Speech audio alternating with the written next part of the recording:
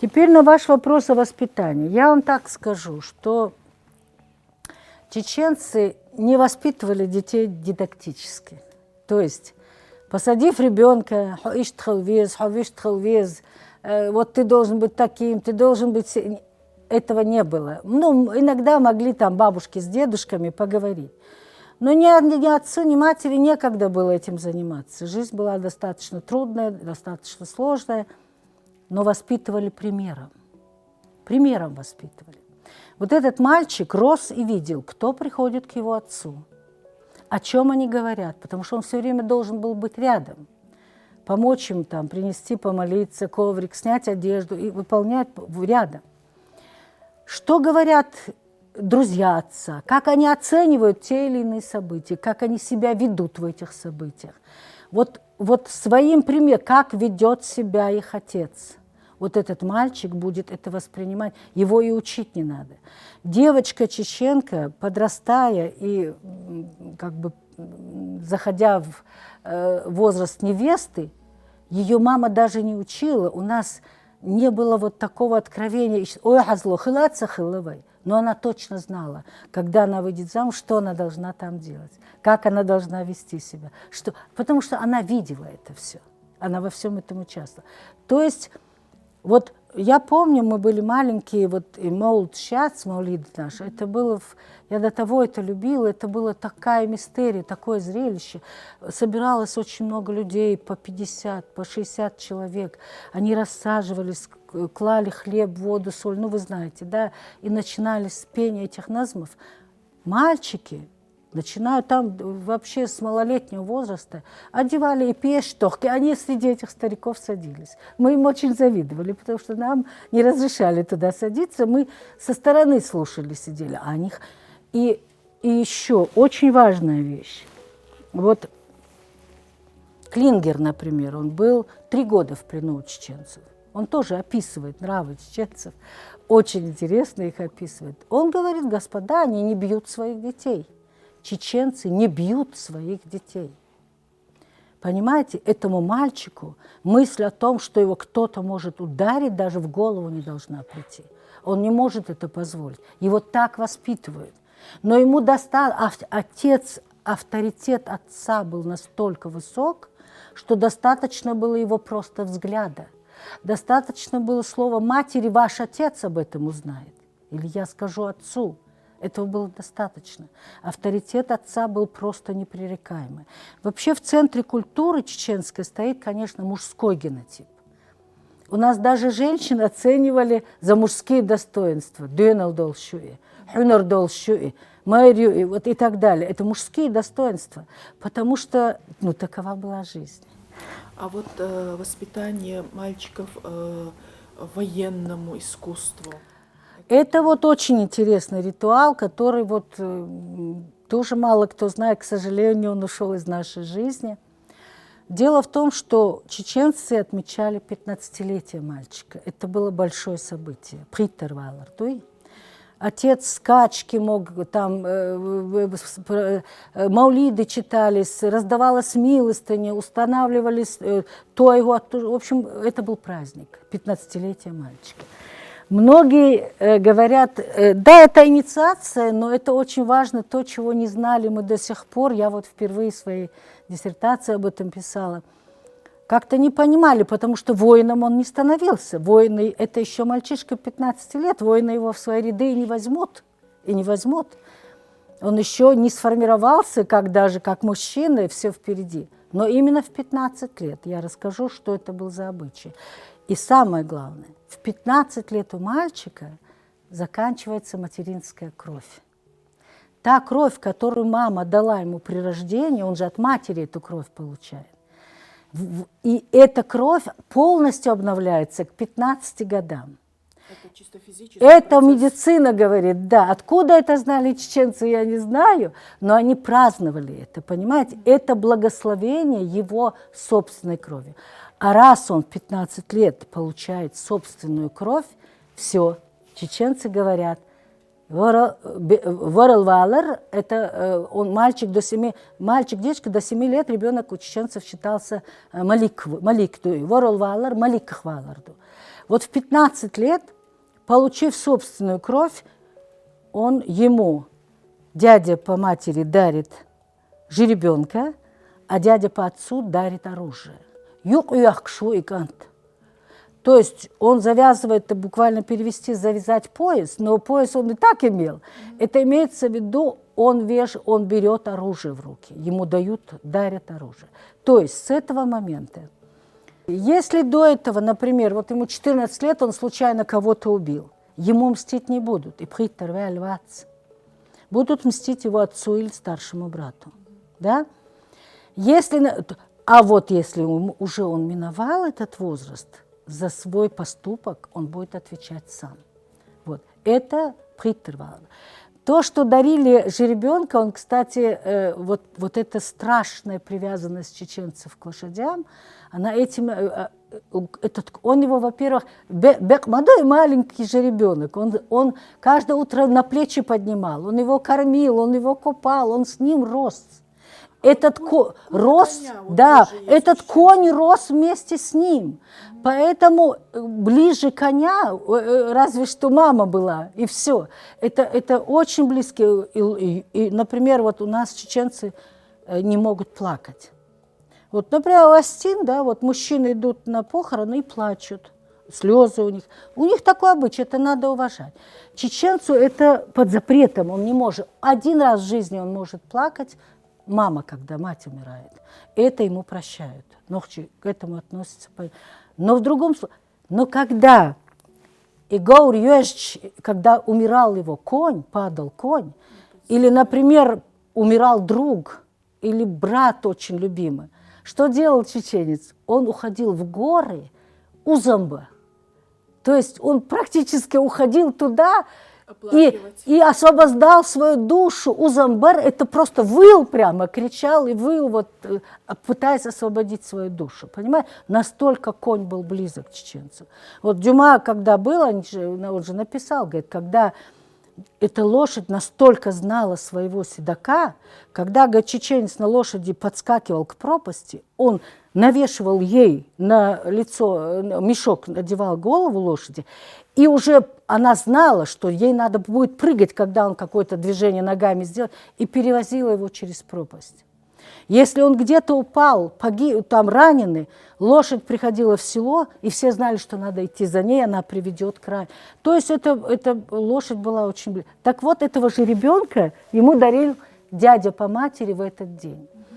Но там было очень важно то, что чеченцы сейчас, к сожалению, теряли. Вот это был единственный день, когда с мальчиком разговаривали. Как разговаривали? Кто разговаривал? Разговаривал, конечно, дедушка, если он жив. Если нет дедушки, то деваш. Потому что хазву, в последнюю очередь, но если никого, отец мог с ним разговаривать. Вот его сажали и говорили: Хажал, вот ты такого типа. Вайкешниш цигатон. У нас такой гар, у нас такой нек, ты относишься к такому типу. Наше кладбище там, наша гора там, мы родом оттуда. И этот отец или дед, он перечислял предков. Правда, вот у нас бытует, вот если где-то прочитают, даже наши ученые этим грешат, они вот пишут, что и у нас так было. Вот что надо было 7 предков, он перечислял 7 предков. Да никаких не 7 предков. Вы понимаете, если я дедушка, то для моего сына мои 7 предков – это 8 предки, а для моего внука вообще 9 предки. Понимаете? Нет. Он перечислял всех, кого помнил. Вот кого он помнил. И как он шел? Вот он говорил, вот он помнит хоть 28, а может 17, а может, правда, только 7 помнит. Да? Но он обязательно назвал, вот он сын того-то, имена называл. Подходил к себе и говорил: это мой отец, его имя такое, я такой-то, его сын, такой-то мой сын, твой отец, вот он. И дальше шла фраза, которую одинаково всем мальчикам говорили. Такая сакраментальная фраза, потому что ему говорят: следующий в этом ряду ты. И дальше идет текст. Ох, тхайцин силардина, ох, тхайдай юарш цахиттина, хинца тхайцин маха дурбекхау. То есть мы сохранили честь своего дома, мы не опозорили своих предков, а теперь честь нашего дома на тебе тоже. Вот. И на этого мальчика вешалась колоссальная ответственность, конечно. Понимаете? Он понимал вот то, что чеченец, вот у нас у Аптеби Султановой есть такое стихотворение, там такая строчка, четверостишие, «Бакошца, халамный оганаш нистеш, турпалбярна чухакенти духа». То есть, опираясь о горы, вот эти наши мужчины были мужественные и так далее, да, вот здесь вот это, то, что ему передавалось, вот это он, чеченец, без родственников в этом мире чувствует себя слабым. Вот эти горы – это и те же родственники, понимаете? Вот мы так устроены. Жалко его, у него нет людей. Береги своих родственников, другие не дадут тебе. Даже сейчас вы посмотрите, авария какая-нибудь, кто бежит? Дяди, двоюродные братья, отец в последнюю, возможно, очередь придет. Цунбехкивой, да? Но его дядя точно прибежит, первый.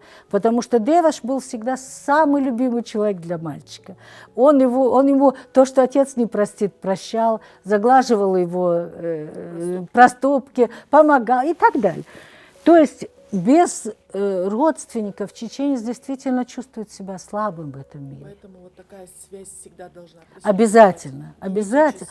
Так мы выживали именно из-за наших обычаев. Вот вы слышали, что вот часто пишут, что вот нас выселили в депортации, мы сберегли свой язык, свою культуру и вернулись. Ничего подобного. Здесь другие акценты должны быть. Наша культура сберегла нас вот в это выселение. Когда мы должны были развеяться по миру, мы, наоборот, помогали близким, не бросали, наши отцы шли на ртутные шахты, умирали там, добывая этот кусок хлеба, чтобы принести своей семье и так далее. Сколько таких вещей. И не только себе помогали, тем же балкарцам помогали. Как этот недавно, это же буквально несколько лет назад, один таксист Кабардино-Балкарии написал: чеченцев перевожу бесплатно. Когда поинтересовались, почему, он стал рассказывать, как его семью спасли чеченские ребята в Казахстане, они вместе выселялись. Вот этот мальчик, вот после этого, вот когда он получал в руки оружие, когда на него накладывалась такая ответственность, у нас, оказывается, это вот узнал наш фольклорист, ученый Исмаил Мунаев. Он нашел эти свидетельства в документах Ермолова. Оказывается, в каждом селе был такой мастер, пар. Но это не совсем кузнец. Это был именно это был такой воин, который уже это 63-64 года, но войнохчи боже, шмацал до конца смерти своей старики. Но если он раненый, например, был и так далее, когда он уже не мог сражаться, вот заслуженно, знающий воинскую всю, вот он, Юртер Кенти Гулбой, он собирал молодых вот этих уже 15, они уходили в горы на несколько месяцев, и там учились голодать, переносить всякие тяжести, спать на камнях. То есть он учил их вот этой воинской доблести. И это не только была наука воинской доблести, это была наука содружества. Они становились просто как кровные братья, вот все ребята. И когда случалась беда с кем-то, они слетались. Это и сейчас осталось. И Юртер Бейершинца, вот они, какая-то беда с их односельчанином случится, они же гурьбой выросли все вместе, да? Сейчас, правда, уже и в гости по телефону ходят, но раньше так не было. Например, мы шли со школы, заходили в один дом, и мама наша кормила, мама этого мальчика всех нас и кормила. И мы считали, что это так и должно быть. К сожалению, это, цивилизация забирает у нас эти возможности, и войны, и так далее.